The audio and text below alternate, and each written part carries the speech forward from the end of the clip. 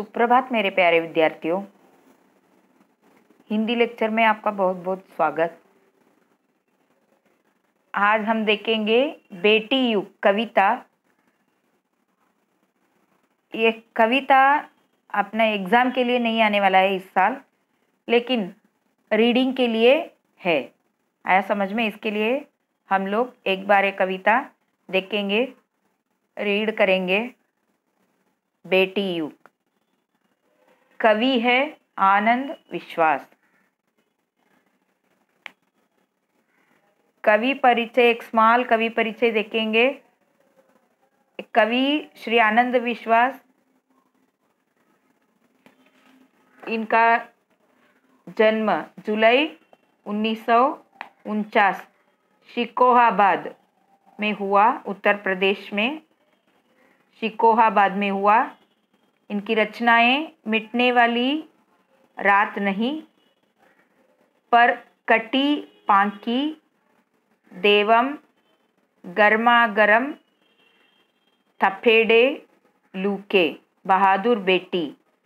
इनका परिचय है आनंद विश्वास जी अंधविश्वास और मुश्किलों के ताप से पिघलते जीवन के प्रति विद्रोही स्वर रखने वाले कवि हैं।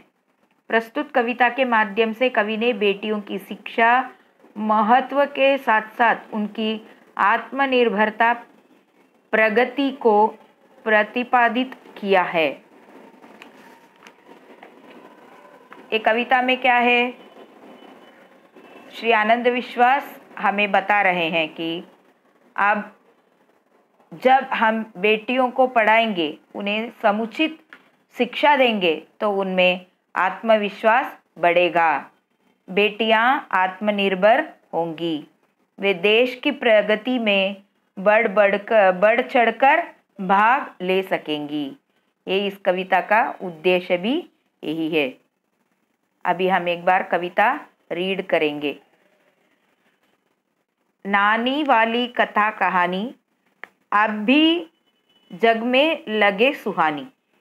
बेटी युग के नए दौर की आओ लिख ले नई कहानी। बेटी युग में बेटा बेटी सभी पढ़ेंगे, सभी बढ़ेंगे। फौलादी ले नेक इरादे, खुद अपना इतिहास गढ़ेंगे। देश पढ़ेगा, देश बढ़ेगा। दौड़ेगी अब तरुण जवानी, नानी वाली कथा कहानी अब भी जग में लगे सुहानी। बेटा शिक्षित आधी शिक्षा, दोनों शिक्षित पूरी शिक्षा। हमने सोचा मनन करो तुम, सोचो समझो करो समीक्षा। सारा जग शिक्षामय करना, हमने सोचा मन में ठानी। नानी वाली कथा कहानी अब भी जग में लगे सुहानी। इसका अर्थ हम देखेंगे अभी। ये अपने पाठ्य पुस्तक में पृष्ठ क्रमांक 28 पेज नंबर 28 में दिया गया है। वो हम पहले उसका सरल अर्थ देखेंगे। देखो, नानी वाली कथा कहानी अब भी जग में लगे सुहानी। इतना देश में विकास हो जाने के बाद भी विज्ञान का बहुत सारे विज्ञान में प्रगति हुई है, परंतु आज भी हम लोग क्या करते हैं, बच्चे नाना नानी कहानी बोलते हैं ना, वो हमको बहुत अच्छा लगता है कि नहीं?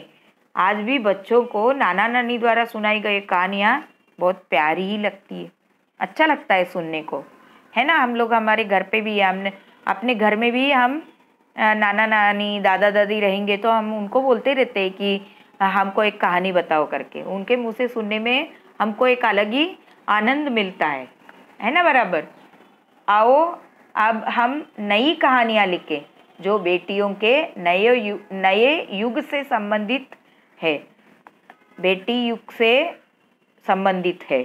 बेटी युग में बेटा बेटी सभी पढ़ेंगे, सभी बढ़ेंगे। ये युग में लड़का लड़की सब लोग, अभी आप हमारे स्कूल में भी देखो ना, हम लोग सब लोग लड़का लड़की सब लोग साथ में ही पढ़ते हैं, है कि नहीं बराबर। और खासियत है कि बेटों लड़कों से ज़्यादा लड़कियां बहुत अच्छी तरह पढ़ती है। इसके लिए तो कहते हैं बेटी युग। पढ़ लिख कर आगे बढ़ेंगे और तरक्की के मजबूत इरादों के साथ स्वयं अपना इतिहास लिखेंगे। जब देश के सभी लड़के और लड़कियां पढ़ेंगे, क्या होगा? देश उन्नति के मार्ग पर जाएगा, है कि नहीं। देश में उन्नति होगी। जब देश के सभी लड़के और लड़कियां पढ़ेंगे तो देश आगे बढ़ेगा। युवक युवतियां प्रगति की दौड़ में दौड़ेंगे। आज भी बच्चों को नाना नानी द्वारा, इतना प्रगति होने के बाद भी नाना नानी द्वारा सुनाई गई कहानियाँ बहुत प्यारी लगती है। देश बढ़ेगा, देश पढ़ेगा, देश बढ़ेगा, दौड़ेगी अब तरुण जवानी। फिर भी क्या नाना नानी वाली कथा कहानी अब भी जग में लगे सुहानी। सुहानी सुंदर ही लगता है, अच्छा ही लगता है हमको। बेटा शिक्षित आदि शिक्षा। अपना कवि क्या कहते हैं, देखो बेटा, यदि केवल बेटों को शिक्षित किया गया, सिर्फ लड़कों ने सीखा तो क्या होता है, तो आधी शिक्षा कहलाएगी। आधी शिक्षा ही है वो। लेकिन जब देश के बेटियों भी पढ़ेंगे तो क्या होगा, पूरी शिक्षा तभी कहलाएगी जब दोनों अच्छी तरह शिक्षित किया जाएगा। यह हमारा विचार है। इस पर सभी को सोचना चाहिए। आजकल तो सबके घर में बेटा बेटी सबको पढ़ाते हैं। विचार करना चाहिए। हमने विचार किया है, मन में ठान लिया है। क्या ठाना है? सारे संसार को शिक्षित करना है। आज भी बच्चों को नानी द्वारा सुनाई गई कहानियाँ प्यारी ही लगती है। बेटा शिक्षित आदि शिक्षा, दोनों शिक्षित पूरी शिक्षा। हमने सोचा, मनन करो तुम, सोचो समझो करो समीक्षा। सारा जग शिक्षामय करना हमने सोचा, मन में ठानी। नानी वाली कथा कहानी अब भी जग में लगे सुहानी। अभी नेक्स्ट पेज नंबर 29।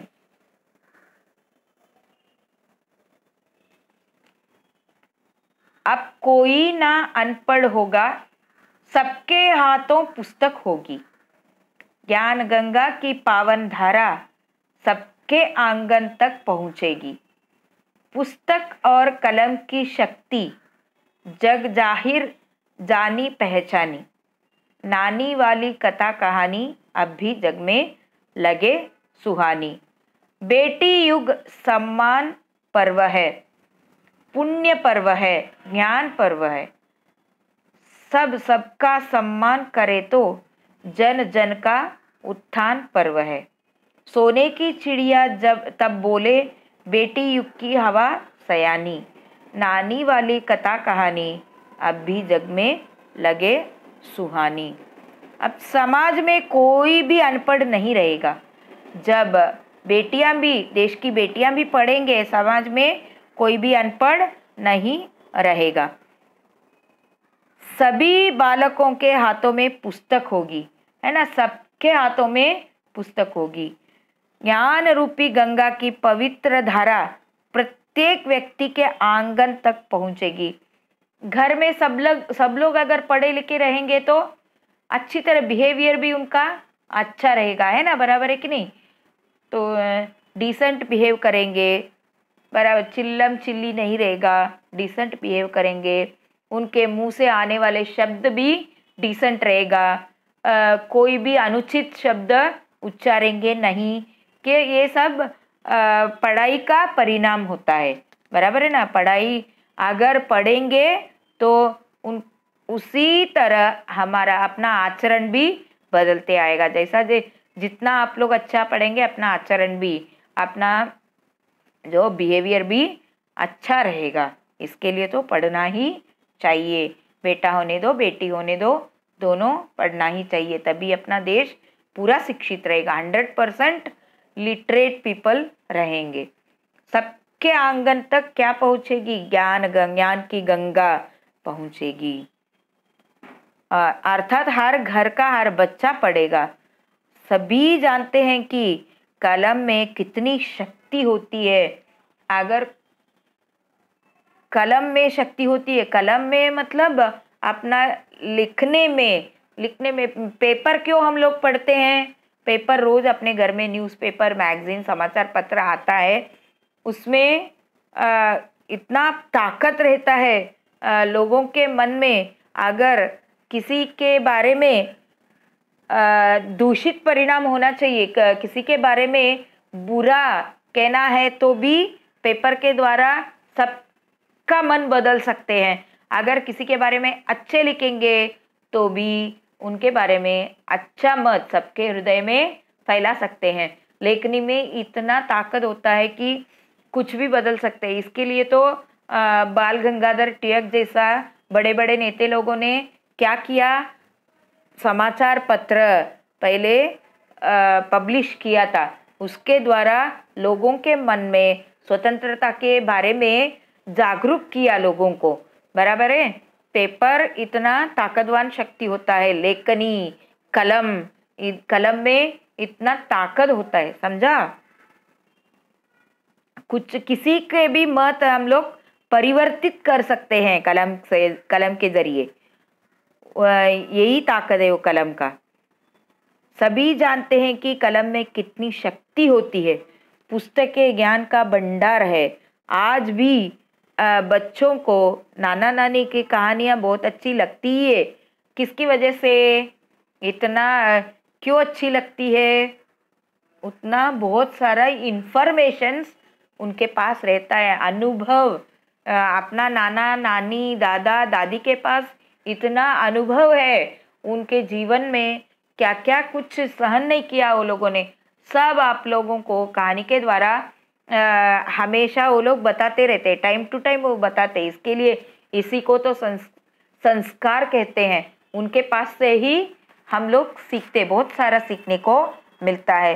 इतना प्रगति जगत में होने के बाद भी नाना नानी की कहानियाँ आज भी हमको सुंदर लगती है, सुहानी लगती है। बेटी युग सम्मान पर्व है। बेटी युग सम्मान का पर्व होता है और यह पुण्य पर्व है। पुण्य पर्व भी होता है। और पर्व मतलब क्या है? त्योहार। त्योहार कहते हैं पर्व को। एक ज्ञान की प्रतिष्ठा का पर्व है। जब सभी पढ़ लिख जाएंगे तो एक दूसरे का सम्मान करेंगे। सब लोग पढ़े लिखे रहेंगे तो झगड़ा ही नहीं होगा। एक दूसरे से अंडरस्टैंडिंग वे में समझ कर, एक दूसरे को समझ कर बिहेव करेंगे। इसके लिए किसी के बीच में झगड़ा होने की, वाद विवाद होने की, वाद विवाद अलग है, वाद विवाद कर सकते हैं। वाद विवाद करने से अपना ज्ञान भी बढ़ता है, लेकिन झगड़ा नहीं करते।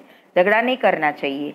अगर पढ़े लिखे रहेंगे तो अच्छा ही बिहेवियर रहेगा सबका, तभी जन जन का उत्थान होगा। प्राचीन काल में भारत सोने की चिड़िया कहलाता था।